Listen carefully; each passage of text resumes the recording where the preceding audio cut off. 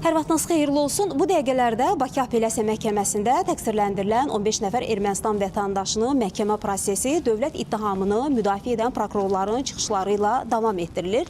Dövlət ittihamını müdafiə edən prokurorlar çıxışlarında bildirirlər ki, birinci instansiya məhkəmə prosesində istintaq zamanı toplanmış çoxsaylı sübutlar, hüquqi sənədlər, video materiallar, fotomateriallar geniş və açıq şəkildə tədqiq olunub, araşdırılıb və təsdiqlənib. Müəyyənləşib ki, Ermənistan dövləti və onun yaratdığı cinayətkar birliyin vahid məqsədi vaxtilə Azərbaycanın suveren ərazilərinə hücum etmək, təcavüz etmək, işğal etmək və Azərbaycanlılara qarşı etnik təmizləmə həyata keçirmək olub. Bu məqsədə də çatmaq üçün Azərbaycanın ərazilərinə işğal ediblər, hücumlar olunub, çoxsaylı cinayətlər törədilib və bunun da nəticəsində Azərbaycanlılar qətlə yetirilib, yaralanıblar, əsir və girov götürülüblər. Əsir və girovluqdan saxlandıqları müddətdə isə onlara qarşı amansız işgəncələr, amansız hadisələr törədilib. Və məhkəmə prosesində də, birinci instansiya məhkəmə prosesində də bütün Azərbaycanlılara qarşı törədilmiş cinayətlər, o cümlədən Xocalı soyqırımı zərərçəkmişlər və zərərçəkmişlərin